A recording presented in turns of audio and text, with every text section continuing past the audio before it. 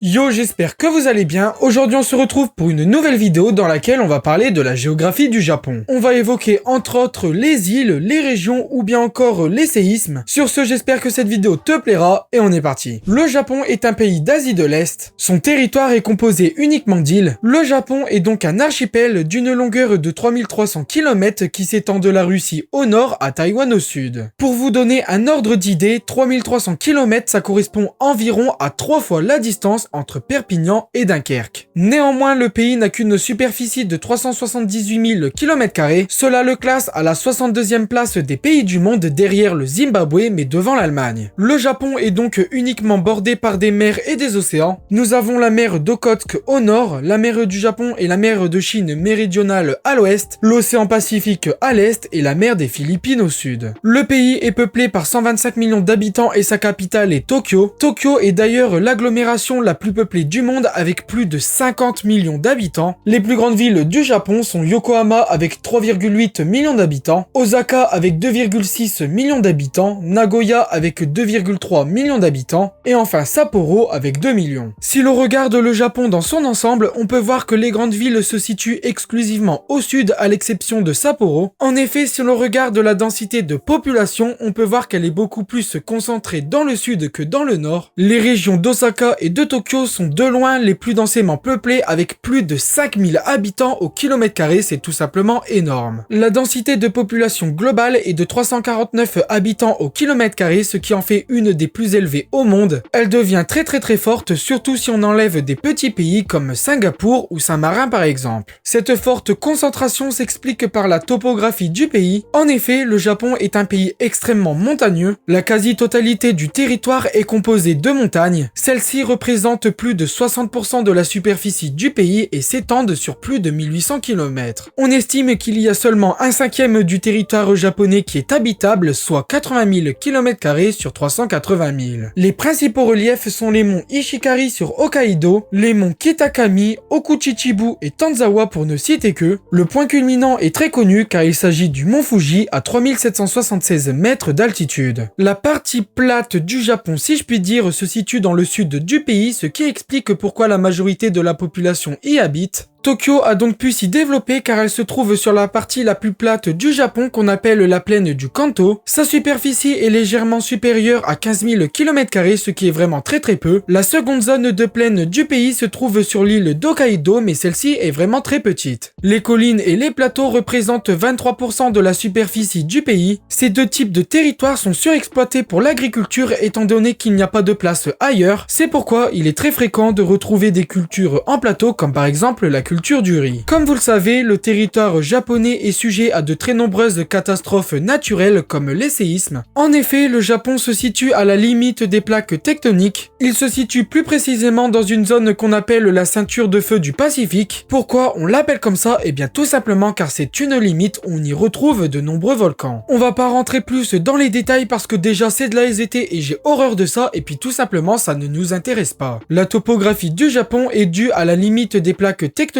qui en bougeant ont formé des montagnes et des volcans. Le Japon compte 200 volcans dont 80 qui sont encore actifs. D'ailleurs, le mont Fuji est un ancien volcan. Les séismes ont lieu quand les plaques bougent et cela est très fréquent au Japon car il se trouve entre 6 plaques. On a la plaque eurasienne, la plaque pacifique, la plaque d'Okhotsk, la plaque philippine, la plaque d'Okinawa et la plaque Amur. Chaque année, il y a des tremblements de terre de différentes intensités. Le dernier important a eu lieu en 2011 et il a provoqué la catastrophe de Fukushima. Le pays compte très peu de cours d'eau car c'est un archipel. Le Shinanogawa qui est le fleuve le plus long s'étend seulement sur 367 km. Les paysages japonais sont assez peu diversifiés. On retrouve la forêt sur 70% du territoire, ce qui correspond grosso modo aux montagnes. Seulement 5% de la superficie du pays est construit, ce qui est assez peu en réalité. On a tendance à penser que le Japon est un pays sururbanisé avec des villes très régulièrement. Je pense qu'on a cette idée en imaginant la métropole de Tokyo Hokkaido qui est effectivement très peuplé et gigantesque, cependant cette idée est erronée. Enfin, comme je te disais, il y a très peu d'endroits qui sont cultivables et on estime cela à 13% du territoire. Le Japon étant très étendu, les climats sont très variés. Tout d'abord, sur l'île d'Hokkaido et sur le nord de l'île d'Honshu, le climat est continental, c'est-à-dire qu'il y a de très grandes différences de température. L'été est chaud tandis que l'hiver est long, froid et neigeux. Le centre du pays a un climat subtropical humide, c'est-à-dire des étés chauds et humides et un hiver doux. L'archipel Nansei a un climat subtropical et très au sud tropical, c'est-à-dire que les températures en hiver ne descendent pas les 18 degrés. Avant de continuer, n'hésite pas à t'abonner et à liker, ça me fait plaisir et ça m'aide énormément. Je suis également partenaire avec le serveur Discord de Jakadi, donc si cela t'intéresse, je te mets le lien en description. Maintenant que nous avons présenté le pays dans sa globalité, on va se concentrer sur son territoire. Le Japon est composé de plus de 14 000 îles, dont 421 qui sont habitées. Cependant, les 5 îles principales représentent 97% de la superficie du pays. On va commencer par la plus grande, Honshu. D'une superficie de 227 000 km², elle est peuplée par 105 millions d'habitants. C'est la plus grande de loin, la plus connue de loin, mais pourtant son nom est très peu connu. Sa plus grande ville est Tokyo, sans surprise. La deuxième plus grande est par contre très connue car il s'agit d'Hokkaido. Elle a une superficie de 79 000 km² et une population de 5,2 millions d'habitants. La plus grande ville ainsi que sa capitale est Sapporo. La troisième île est Kyushu avec 36 000 km² et 14 millions d'habitants. C'est l'île qui se situe à l'extrême ouest du pays et en face de la Corée du Sud. Sa plus grande ville est Fukuoka. On a ensuite Shikoku d'une superficie de 18 000 km² et peuplée par 3,7 millions d'habitants. Elle est séparée du reste des autres îles par la mer intérieure de Seto. Sa plus grande ville est Ehime. Enfin, la dernière est Okinawa. Elle se situe à l'extrême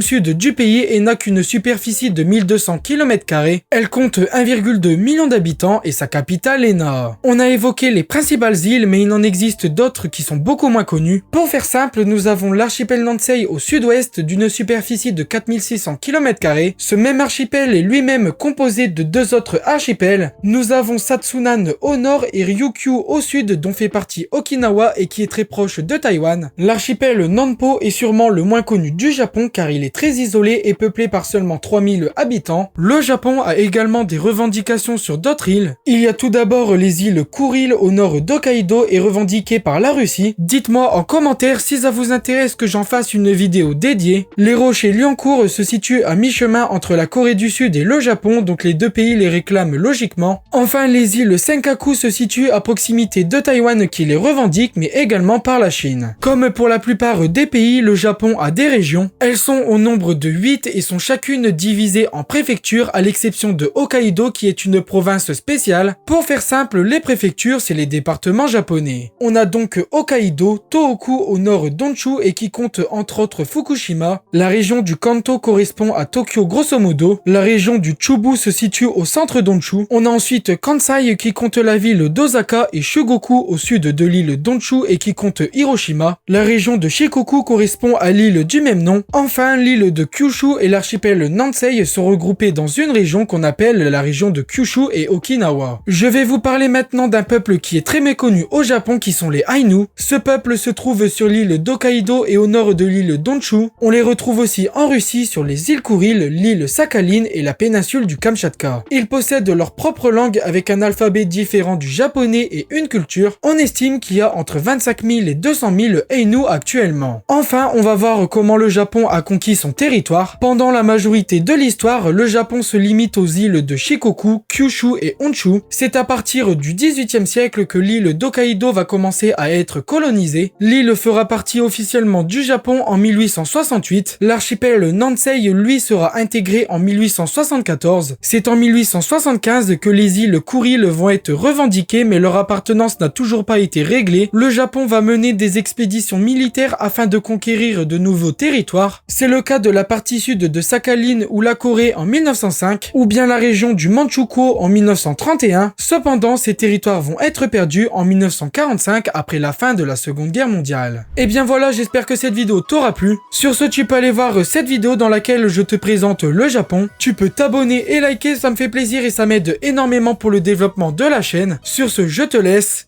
Ciao ciao.